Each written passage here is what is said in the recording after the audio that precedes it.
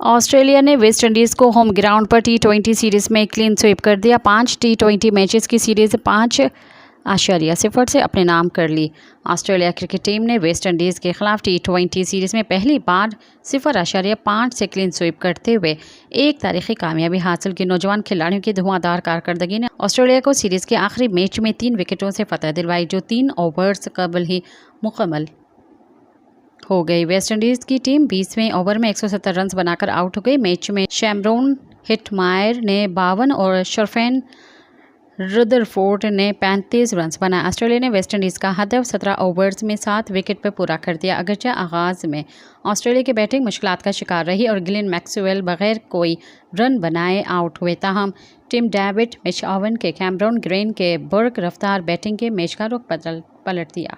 Subscribe कयो अवामी news HD के ताज़ा तरीन ख़बरुन ला ॾिसंदा रहो अवामी न्यूज़ HD।